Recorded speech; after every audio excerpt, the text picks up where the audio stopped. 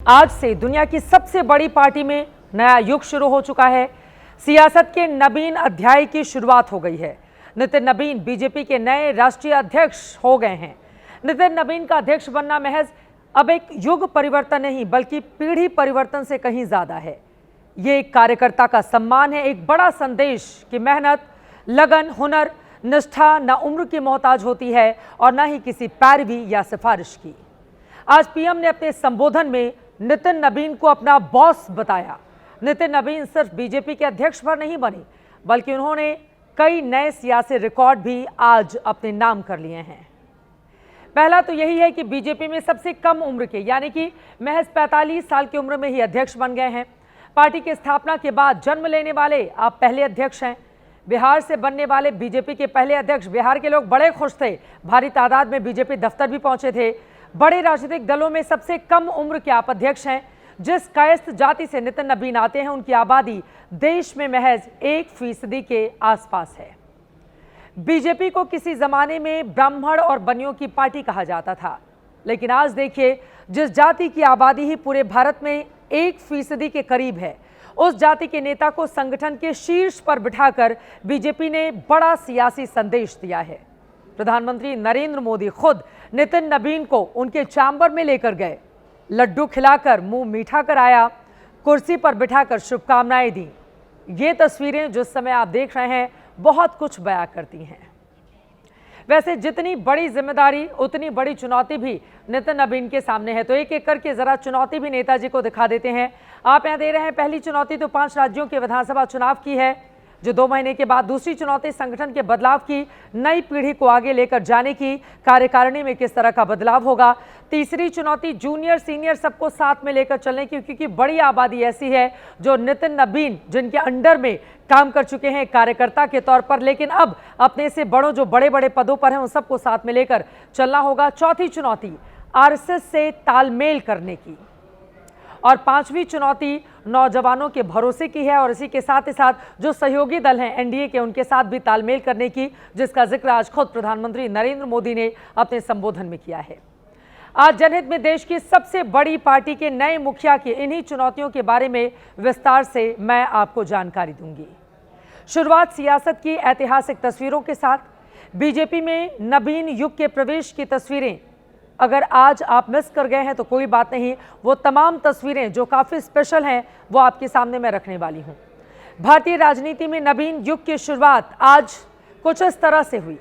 BJP मुख्यालय में बड़ा सा मंच बनाया गया था। पार्टी के शीर्ष नेता उस मंच पर बैठे हुए थे, विराजमान थे। बीजेपी के राष्ट्रीय चुनाव अधिकारी के लक्ष्मण ने नितिन नवीन के अध्यक्ष चुने जाने का ऐलान किया। के लक्ष्मण ने जीत का सर्टिफिकेट दिया। तालियों की गड़गड़ाहट और नारों की गूंज से पार्टी के इस नए परिवर्तन का बीजेपी नेताओं ने स्वागत किया। मैं वहीं पर मौजूद रही और लगातार आज दिन भर पल पल की तस्वीरें आप तक पहुंचाती रही। भारतीय जनता पार्टी के नए राष्ट्रीय अध्यक्ष के रूप में श्री नितिन नवीन जी को नाम की घोषणा करता हूं। मैं उन्हें इस अवसर पर हार्दिक बधाई देता हूं तथा निर्वाचन प्रमाण पत्र प्रदान करता हूं। धन्यवाद। भारत माता की जय।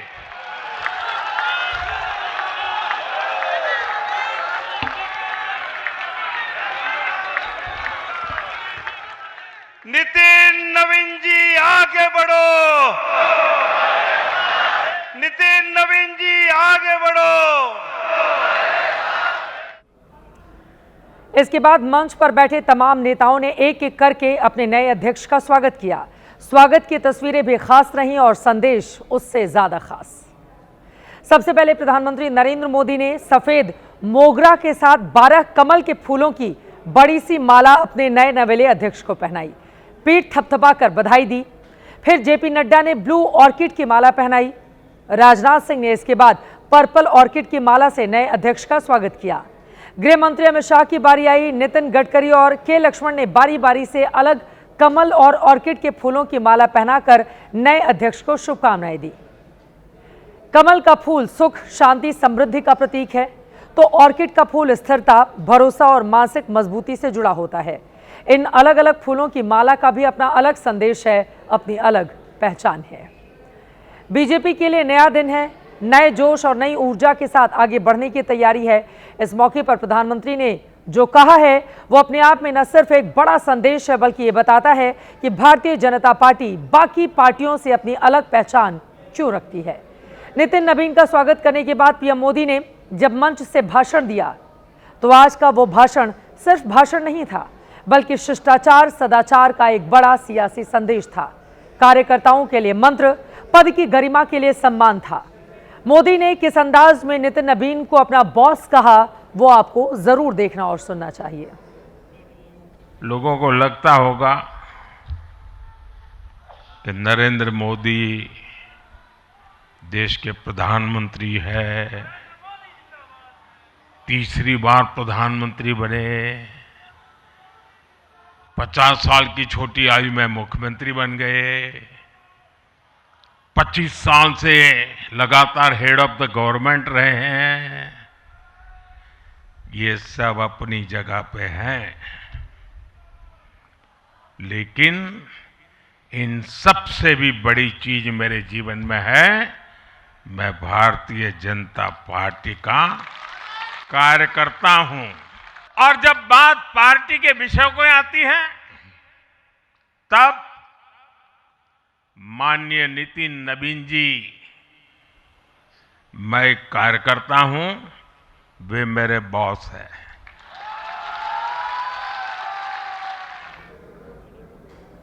अपने आप में कितनी बड़ी बात है, जो शख्स देश के प्रधानमंत्री हैं वो 45 साल के नितिन नवीन को अपना बॉस बता रहे हैं। यही बीजेपी की पूंजी है, यही भारतीय जनता पार्टी की ताकत भी है।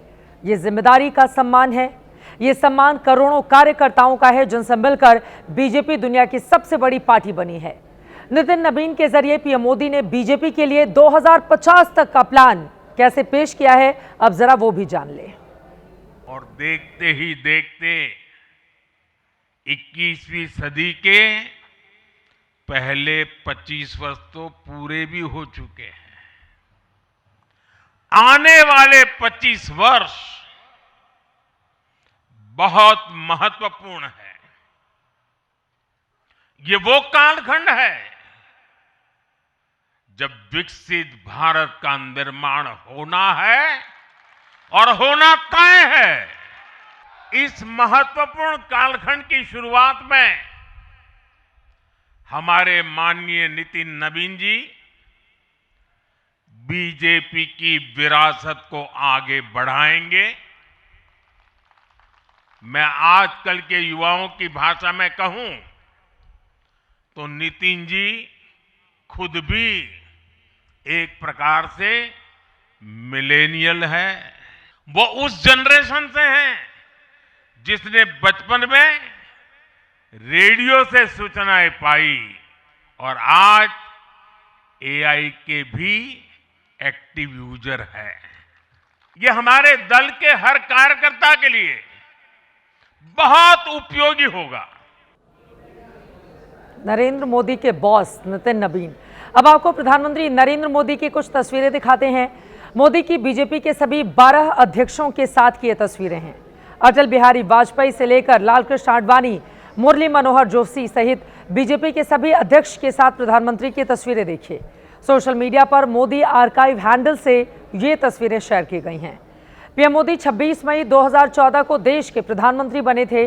उस वक्त राजनाथ सिंह पार्टी के अध्यक्ष थे। मोदी ने उनके नेतृत्व में 8 जुलाई 2014 तक काम किया। फिर 9 जुलाई 2014 को अमित शाह ने जिम्मेदारी संभाली और 19 जनवरी 2020 तक वो इस पद पर बने रहे। 2020 से 19 जनवरी 2026 तक जेपी नड्डा ने कमान संभाली और अब 20 जनवरी 2026 से नितिन नवीन ने जिम्मेदारी संभाल ली है। पीएम के शब्दों में समझें तो मोदी बतौर प्रधानमंत्री 4 बॉस के साथ काम करने वाले प्रधानमंत्री हैं। जबकि मोदी से पहले 10 साल तक जब मनमोहन सिंह देश के पीएम रहे तो कांग्रेस की कमान सोनिया गांधी के हाथ में ही थी। वो अकेले लगातार अध्यक्ष रहीं। आज कांग्रेस का जिक्र करते हुए पीएम ने परिवारवाद को लेकर कांग्रेस पार्टी पर जबरदस्त हमला बोला। परिवारवाद बहुत बड़ा अभिशाप है। किसी के बेटे की प्रतिभा का हम विरोधी नहीं है, किसी की बेटी की प्रतिभा का हम विरोधी नहीं है, लेकिन दुर्भाग्य से कांग्रेस और देश के अनेक क्षेत्रीय राजनीतिक दलों पर आज अलग अलग परिवारों का कब्जा हो गया है। ये परिवारवाद खतरनाक है, ये लोकतंत्र का दुश्मन है। और इसलिए मैंने कहा है, मैं 1 लाख ऐसे नौजवानों को राजनीति में लाना चाहता हूं जिनके परिवार में पहली बार वो राजनीति में आएंगे। प्रधानमंत्री नरेंद्र मोदी की ओर से जबरदस्त कांग्रेस पार्टी पर हमला बोला गया तो पीएम के इस हमले को लेकर कांग्रेस भी चुप नहीं बैठी। पार्टी के राज्यसभा सांसद प्रमोद तिवारी ने पलटवार किया। अब जरा उन्हें भी सुनिए। अगर बॉस ही चुनना था तो भारतीय जनता पार्टी के कार्यकर्ताओं को चुन लेने देते। बिहार के बाहर इन्हें जानते ही नहीं लोग। इन दोनों को चाहिए था ऐसा अध्यक्ष जो स्टैम्प की तरह काम करे। ये इलेक्शन नहीं था, सिलेक्शन था, और ये इलेक्शन का ड्रामा था। वैसे इसमें कोई दो राय नहीं है कि कांग्रेस की तुलना में बीजेपी में पद प्रतिष्ठा को लेकर कार्यकर्ताओं का सम्मान ज्यादा है। कल मैंने जनहित में आपको परिवारवादी अध्यक्षों की पूरी लंबी फहरिस्त लिस्ट दिखाई थी। पार्टी के अध्यक्ष चुने जाने के बाद नितिन नबीन ने भारत माता की जय के साथ अपने संबोधन की आज शुरुआत की।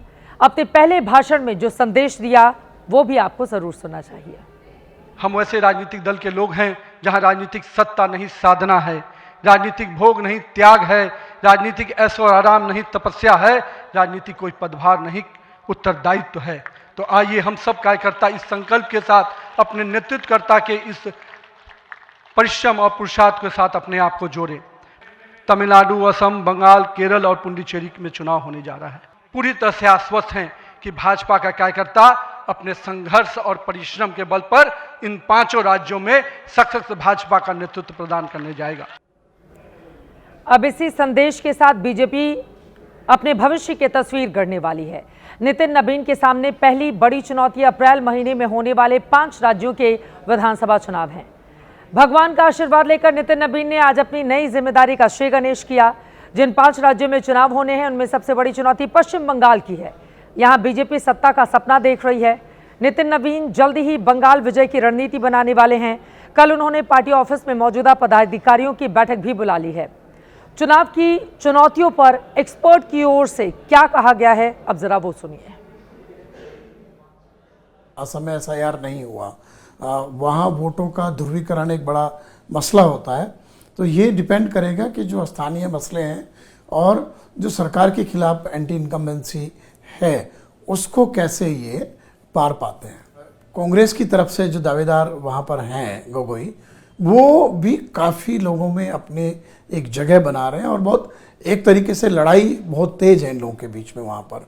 ममता बनर्जी सबसे ताकतवर क्षेत्रीय नेताओं में से मानी जाती है देश में, और पश्चिम बंगाल में भारतीय जनता पार्टी का जो नेटवर्क है वो भी कमजोर है। नितिन नवीन क्या इन 2 महीनों में पार्टी के संगठन को, पश्चिम बंगाल को इस बात के लिए तैयार कर पाए कि जो प्रधानमंत्री ने मैसेज दिया है कि घुसपैठियों का इशू सबसे बड़ा इशू है। जो AIADMK के धड़े हैं उनके साथ क्या बीजेपी दोबारा से गठबंधन कर पाएगी क्या, या वहाँ पर एक आध जो फिल्मी कलाकार फिर से एक नया गठबंधन या नई पार्टी को लेकर के आ रहे हैं उनके साथ तालमेल करेंगे क्या। तो अपने बूते तो बीजेपी वहाँ पर कोई बहुत बड़ा करिश्मा कर पाए इसकी गुंजाइश बिल्कुल भी नहीं है। बार बार कह रहा हूँ कि चुनाव में उनकी भूमिका ये है कि संगठन को कैसे एक्टिवेट किया जाए, कैसे एक्टिव किया जाए। नितिन नवीन जब कार्यकारी अध्यक्ष बने तो सबसे पहला दौरा उन्होंने पुदुचेरी का किया था, दक्षिण भारत का। तो पुदुचेरी में सरकार बनाने की संभावनाएं भारतीय जनता पार्टी की बन सकती हैं।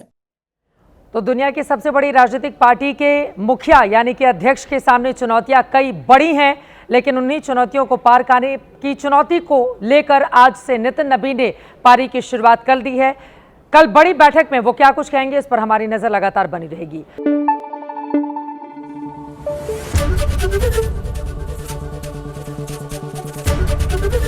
ABP न्यूज आपको रखे आगे।